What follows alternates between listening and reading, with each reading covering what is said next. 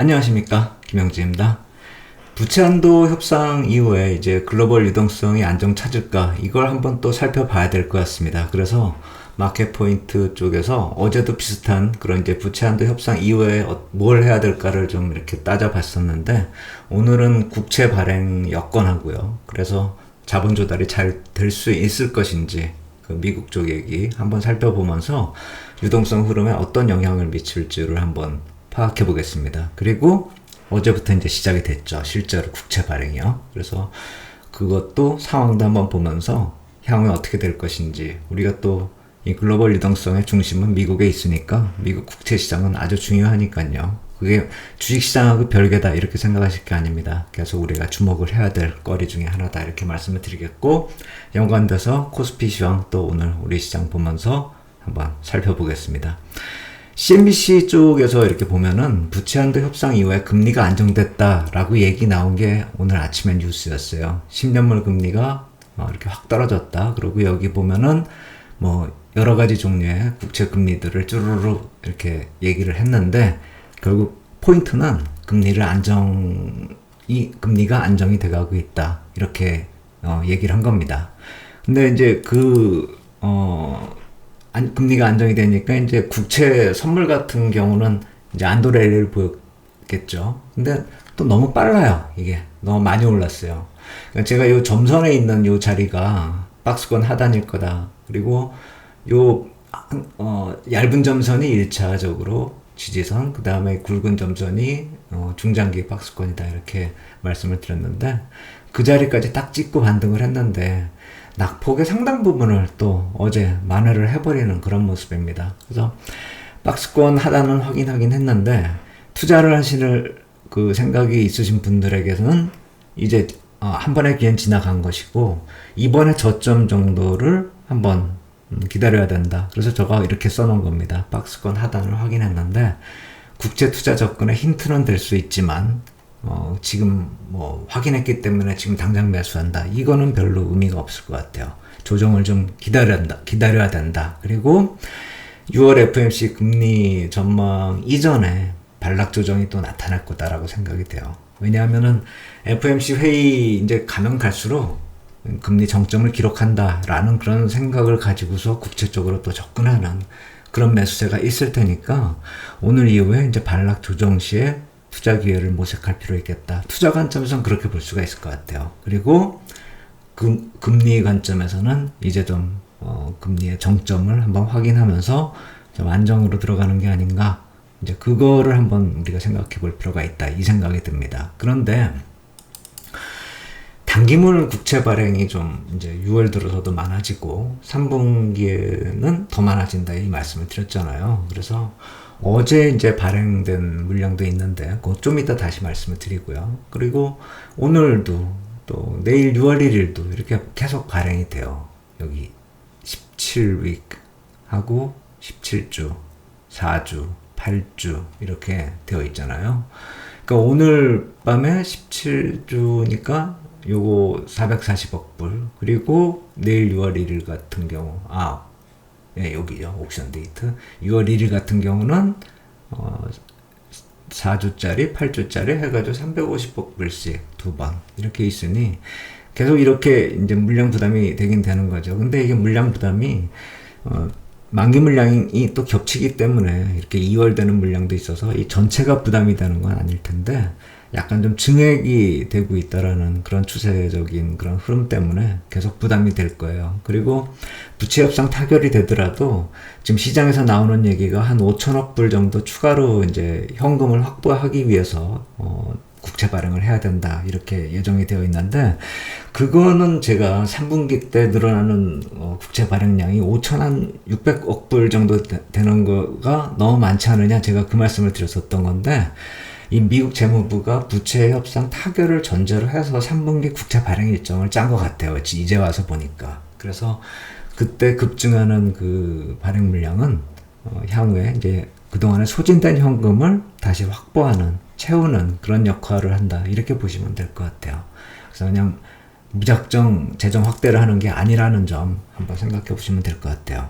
그리고 어제 국채 발행이 있었다라고 말씀을 드렸잖아요. 뭐 180일짜리 있었고 160일짜리가 추가되고 뭐 90일짜리가 추가되고, 그러니까 90일짜리는 3개월짜리가 되는 거고 180일은 뭐 6개월짜리가 되는 거고 160일은 뭐 추가된 물량이다, 이렇게 보면 될 텐데, 여기 전체적으로 이렇게 제 세 가지 이렇게 결과를 이렇게 여기다 표시를 했는데, 표시한 이유는 이게 너무 작아서 보이지도 않잖아요. 근데 제가 근거를 가지고 얘기하고 있다라는 걸 말씀을 드리려고 이렇게 표시를 한 것이고, 말로 표현을 말씀을 드릴게요. 저 아래 이렇게 나와 있듯이 입찰 응찰률이나 해외 투자자 비중 모두 다 좀 안 좋은 모습이에요, 어제 결과가. 그래서 그동안엔 좀 입찰 결과들이 좋았는데 이 G7 약발이 떨어지나 봅니다. 제가 예전에도 얘기했듯이 해외 정상들 한 번씩 모이면은 미국 국채 사주느라고 모였는지 그런지 모르지만, 뭐 확인되지 않는 얘기지만 항상 그 이후에는 해외 정상들 모인 다음에는 국채 입찰 결과가 좋았는데, 이제 G7 끝난 지 좀 됐잖아요. 그러니까 이제 해외 응찰률, 입찰 응찰률도 안 좋아지고 해외 투자자 비중도 떨어지고 하는 그런 모습이었습니다. 예를 들어서 이 90일짜리, 3달짜리가 지난번에 응찰률이 2.5배 정도씩 됐었는데 2.38배로 떨어지고요. 그리고 해외 투자자 비중 같은 경우가 보통 60-70% 정도씩 유지가 됐었는데 어제는 40%대로 떨어지는 그런 모습을 보였거든요. 그래서 제가 이 대목에서 이 빌, 그러니까 당기물, 입찰 응찰률이 과거에 어떤 흐름이었나, 그리고 지금 어떻게 흘러가고 있나를 이 재무부 자료를 가지고 보여드릴게요.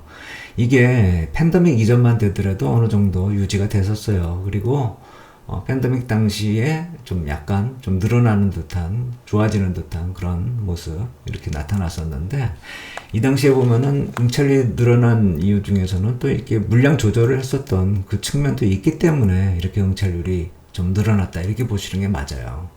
장기적으로 봤을 때는 좀 안 좋아지고 있는 추세가 지속이 되고 있다. 그리고 이제 물량이 안정이 된 다음에 작년 8월 이후의 모습을 보면은 추세적으로 모든 종목들이 좀 안 좋아지고 있잖아요. 그러니까 해외 입찰 쪽은 뭐 유지가 된다 하더라도 전체적인 응찰률이 좀 악화되고 있는 그런 모습을 우리가 좀 주목을 해야 될 것 같고, 제가 해외 응찰률이 나쁘진 않다라고 말씀을 드리는 이유는 전체적인 해외 투자자의 이 낙찰 금액을 놓고 보면은 거의 뭐 최고치를 기록을 하고 있거든요. 그러니까 해외 투자자들이 버려서 생기는 문제가 아니라 미국의 국채 발행이 너무 많다라는 점을 우리가 보셔야 돼요. 그래서 제가 이 발행 물량 대비 이제 응찰률, 그다음에 해외 비중 이런 걸 좀 한번 비교를 해봤는데, 한마디로 제가 여기 썼듯이 해외 투자자가 물량을 버리는 것이 아니라 발행 물량이 너무 많다라는 겁니다. 그러니까 지금 뭐 미국 국채를 중국이 뭐 버리네, 좀 비중을 줄이네, 뭐 그래서 위태롭다, 이런 얘기 나오는데, 제가 예전에도 그 말씀을 드렸듯이 그건 다 너무나 좀 확대 해석을 하는 그런 측면이 있어요. 왜냐면 다른 쪽 외국인들, 그러니까 중국 말고 이외의 국가들, 뭐 한국이나 일본이나 유럽이나 이쪽에서 다 사주고 있거든요. 그래서 중국이 버려서 문제가 되는 게 아니라 미국이 발행 물량이 너무 많다라는 점을 생각을 해야 돼요. 그러니까 제가 여기 이 붉은색으로 표시한 게 해외 보유량, 이거는 계속 증가를 하고 있잖아요, 추세적으로. 이게 빌이건 노트나 팁스건 뭐나 다 빨간색은 증가를 하고 있단 말이에요, 이렇게. 그러니까 해외 보유량은 증가를 하고 있는데 이 푸른색이 발행 물량이거든요. 이 급증을 하잖아요, 이렇게. 이 노미널 쿠폰, 그러니까 이 국채 본드나 노트 같은 경우, 이런 경우는 그냥 추세적으로 쫙 증가를 하고, 당기물 빌 같은 경우 좀 일정하게 유지되다가 이렇게 일이 있으면, 안 좋은 일 생기면은 그걸로 자금 조달을 하니까요, 이렇게 콱콱 늘어나잖아요. 이게 팬데믹 당시 늘어난 건데요. 그래서 푸른색처럼 발행 물량이 급증을 하니까, 초록색은 이제 해외 비중이거든요. 그러니까 해외 보유량이 증가를 하더라도 발행 물량이 너무 많아버리니까 해외 비중이 급락을 해가지고 그래가지고 파는 것처럼 보이는 거죠.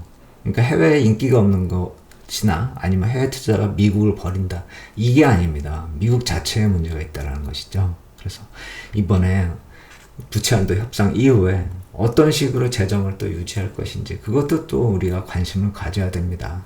그래서 아까 말씀을 드렸듯이 3분기 당기물 발행 급증되는 이 5천억 불, 이 소진한 현금 그동안에 소진했던 거를 다시 확보하는 그 차원인데, 이렇게 다시 채워 넣는 거를 과연 시장 자체적으로 해소할 수 있을지, 소화가 될 수 있을지, 그게 참 의문이다 이렇게 생각이 들어요.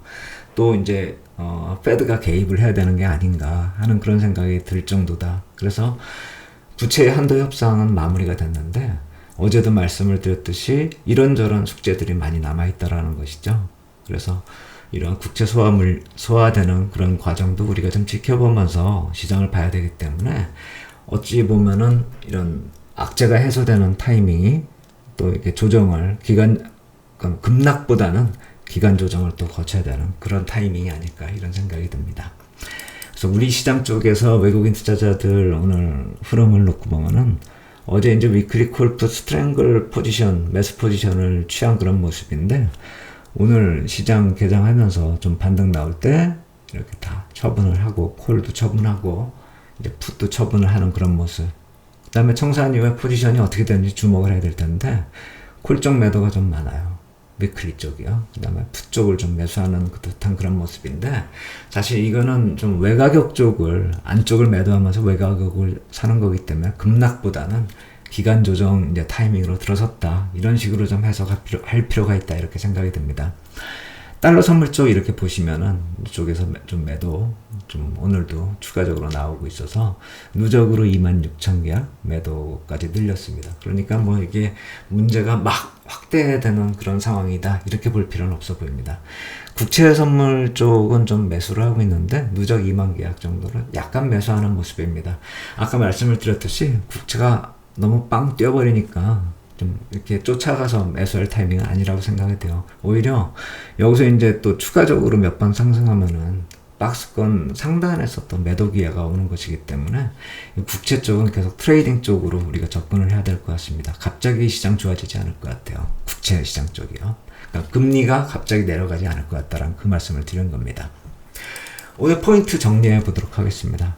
부채 한도 협상 이후에 이 재정 관리를 하는 것이 과연 어떻게 될 것인지, 그게 좀 숙제다 이렇게 봐야 될 것 같아요. 재정을 축소하면은 유동성에 문제가 생기니까 그것은 이제 전체적인 자산 시장이 좀 부담이 되는 그런 문제인데, 그렇다 해서 재정 적자를 그냥 내비두고 그냥 재정을 확대한 상태나 아니면 재정 적자를 계속 지속한다라고 한다면 이 국채 발행이 계속 부담이거든요. 그래서 국채 시장 부담되면은 이 역시 마찬가지로 또 유동성에 문제가 되긴 매한가지일 거예요. 그래서 재정을 축소해도 문제, 재정을 적자를 지속해도 문제, 하여튼 이쪽에서는 빚의 문제가 이제 앞으로는 계속 문제가 될 거다 이렇게 봐야 될 것 같아요. 그거를 어떤 식으로 이제 페드가 유동성 관리 측면에서 또 다른 묘책을 찾을 수 있을까, 이걸 한번 우리가 관심을 가져야 될 것 같아요.